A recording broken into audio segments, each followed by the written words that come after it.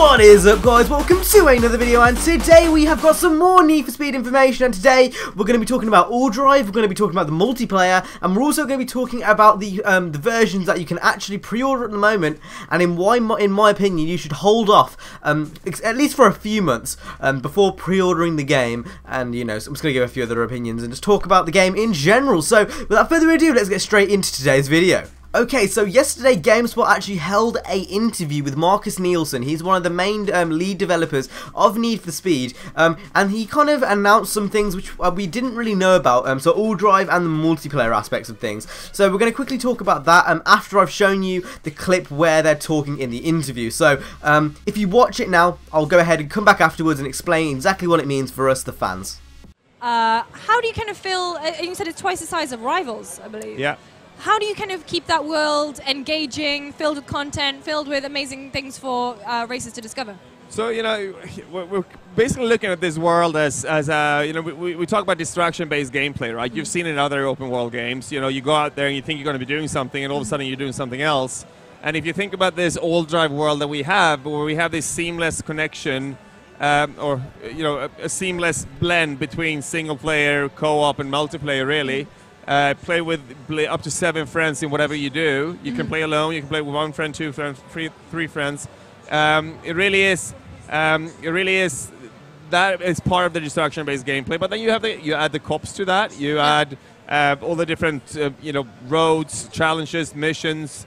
Then all of a sudden you have a very you know, emergent world which is going to kind of pull you in and not let you go. So as you just heard, AllDrive is back.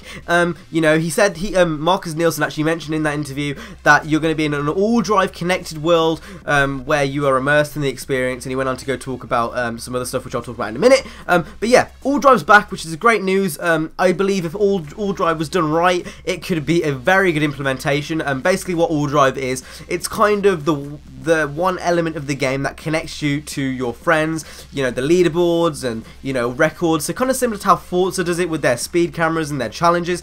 He also went on to talk about the challenges themselves. So there are going to be like speed cameras and speed traps and all that kind of stuff in this game, and obviously that's going to be compared to your friends on the go. So you say you've just gone through a speed trap, very similar to how Horizon does it. I imagine it will come up with your score and then your friend's score, and maybe you'll like beat your friend's score, and very similar to how Rivals does it. You know, you go to the map, you see your friend's got 2 minutes 15 on this race, you got to try beat 2 minutes 15. It's very similar to how that works. So AllDrive is back, very good news. And now another interesting thing he actually kind of slightly noted on was multiplayer. So the AllDrive connected world, he said, is also going to translate into multiplayer and single players, because obviously you can play by yourself. That's a common misconception, because obviously because the game's always online, people have came up with this kind of idea that you can never play by yourself. That's completely false.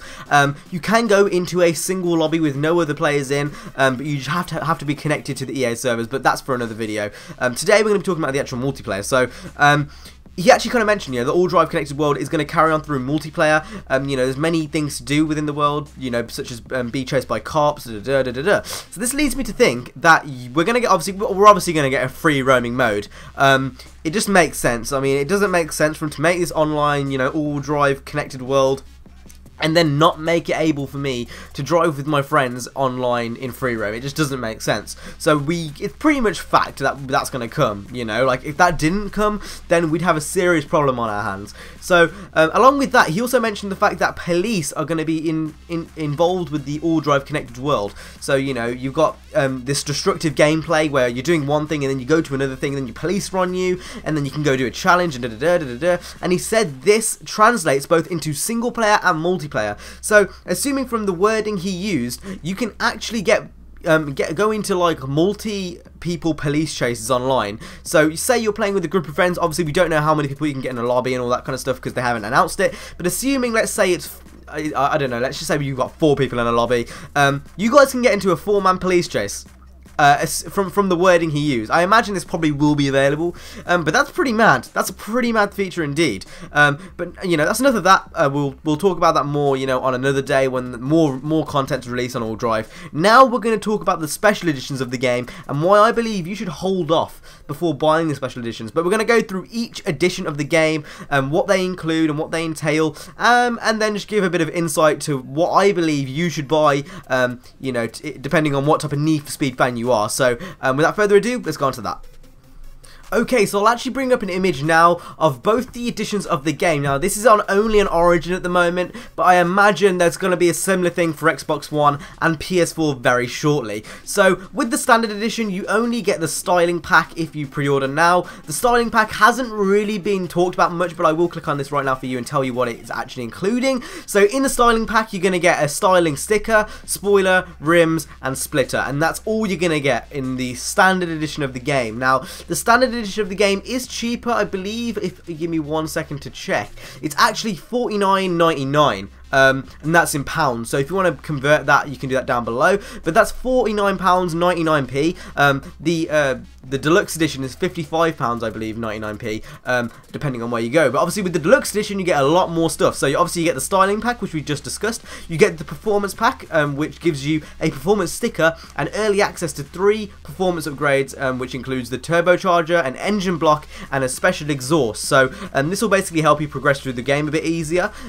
You also get a tricked out starter car. Not much has been announced on this. They said more details are coming soon.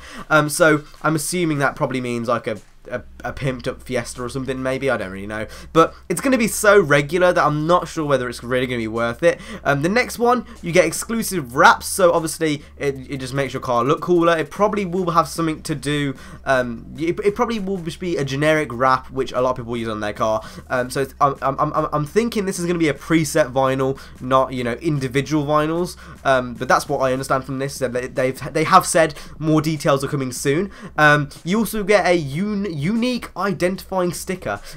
The description for this is, make sure your rivals know who's leaving them in the dust. More details coming soon. So probably just a bumper sticker or a license plate or something across those lines, but we'll see. You also get the VIP icon, which I'm assuming is a kind of recognition that you bought the game and you've got like a VIP season pass sort of thing within the lobbies. So I think if you guys go on Horizon, well, some of you may know this, if you have the car pass or the VIP pass, it'll actually come up on the game itself. So I think it's probably going to be something across those lines. You know, you might get some in-game, you know, boost as well. And then finally, you also get a lifetime discount on all items using in-game currency. So if you are planning to play this game hard, it makes sense to go ahead, get that 10% discount, and just go and run with it, because you're going to save so much money in the end of the day, which can obviously be put towards customizing cars, etc., etc. But personally, I would wait. I wouldn't get it just yet. I'd wait just a slight bit, because there is a chance that, you know, an Ultimate Edition might come out, or like a Collector's Edition might come out that may have, you know, like a Need for Speed keyring, or maybe a collector's DVD. And even if it is a very small chance, if you are a die-hard Need for Speed fan, I would personally wait. Like, it doesn't really matter to me too much because I want a physical copy anyway. But there is a chance, and I thought I'd just remind you guys that just wait for the pre-order. There's no hurry, you know, they're not going to sell out or anything. But this is the difference between the two versions we have at the moment. And that's it for today's video. So if you guys enjoyed this video and you found it, you know, helpful, please hit the like, subscribe. I will see you guys in the next video. So yeah, guys, stay safe. Peace. It's not going to be a story where you drift around the corner to save the world. Imagine if that was a game, though. I'd play that. Maybe. Yeah, I wouldn't.